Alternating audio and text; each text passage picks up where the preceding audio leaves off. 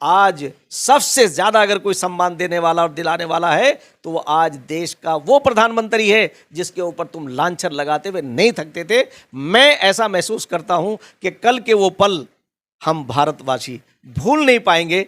तो राहुल गांधी जी ने अपने इनके कार्यकाल के अंदर इतने काम हुए हैं, ऐसे इन्होंने काम किए हैं कि हिंदुओं को मुसलमानों से, मुसलमानों को हिंदुओं से, सिखों को हिंदुओं से और सिखों को ईसाइयों को मुसलमानों से, इस तरह से इन्होंने लड़ाने का काम किया। और 1984 के अंदर का दंगा कोई भूल नहीं सकता कि उस सिखों का नरसंहार हुआ। अब तक तो ये मुसलमानों का से ज़्यादा गर्व के पल नहीं हो सकते हैं।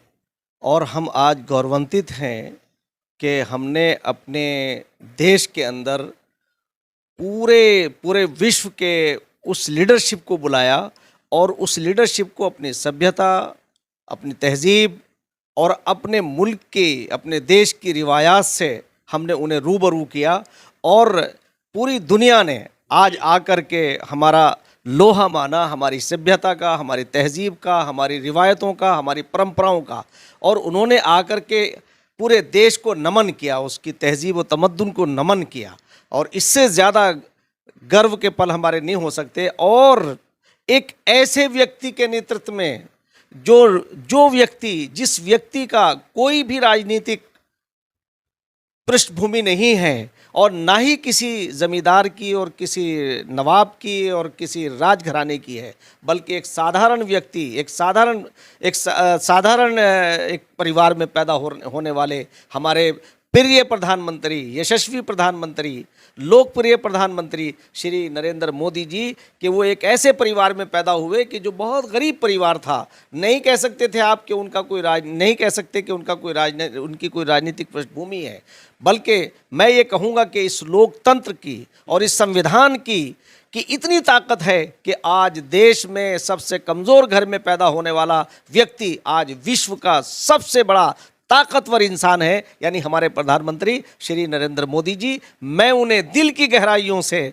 मुबारकबाद देता हूं और उनकी लंबी उम्र की दुआ करता हूं कि हे ईश्वर, है हमारे परवरदिगार, हे हमारे मालिक, तूने हमें एक ऐसा व्यक्ति दिया है जो वसुधैव कुटुंबकम, यानी पूरा विश्व एक परिवार है। और उन्होंने प्रैक्टिकली करके दिखाया कि सारे विश्व को बुलाया और सारे विश्व को संदेश दिया कि हम एक फैमिली हैं, एक परिवार हैं और एक ही हमारा भविष्य है, एक ही हमारा फ्यूचर है। सारी दुनिया ने उसका लोहा माना और सारी दुनिया ने उन्हें खड़े होकर के उन्हें मुबारकबाद दी, उन्हें दुआएं दी और कहा कि आज विश्व के अंदर अगर कोई सारे विश्व को जोड़ के चल सकता है तो वो व्यक्ति हमारे प्रधानमंत्री श्री नरेंद्र मोदी जी है। इसलिए देश को आज गर्व करना चाहिए, फख्र करना चाहिए।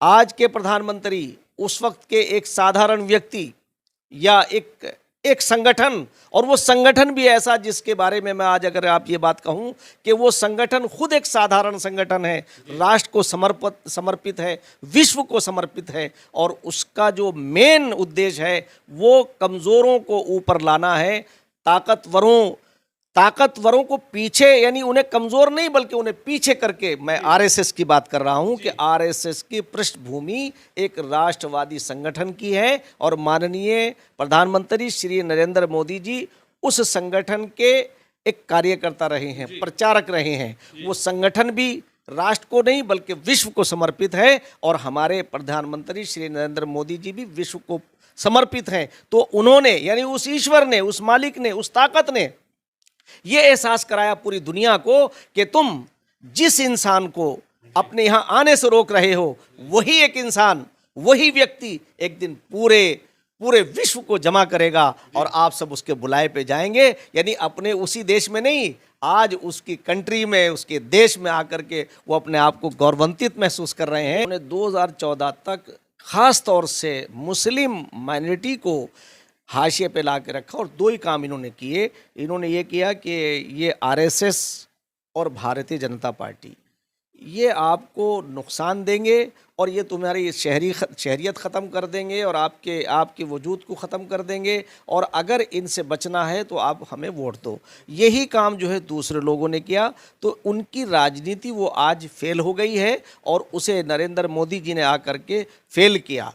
कैसे फेल किया इसलिए कि ये देश के अंदर अगर एक समुदाय या कोई वर्ग अगर कमज़ोर होगा तो देश आगे नहीं जा सकता है। और उसकी अनेकों मिसालें जो हैं वो नरेंद्र मोदी जी के कार्यकाल के अंदर आप देख सकते हैं कि उनका सबसे पहले नारा आज तो विश्व लेवल पर उन्होंने दिया है कि सबका साथ, सबका विकास, सबका विश्वास और सबका प्रयास।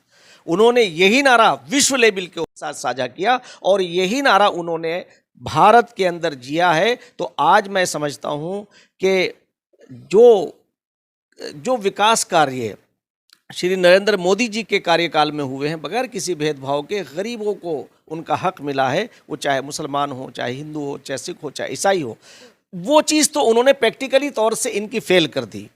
तो राहुल गांधी जी ने अपने इनके कार्यकाल के अंदर इतने काम हुए हैं, ऐसे इन्होंने काम किए हैं कि हिंदुओं को मुसलमानों से, मुसलमानों को हिंदुओं से, सिखों को हिंदुओं से और सिखों को ईसाइयों को मुसलमानों से, इस तरह से इन्होंने लड़ाने का काम किया।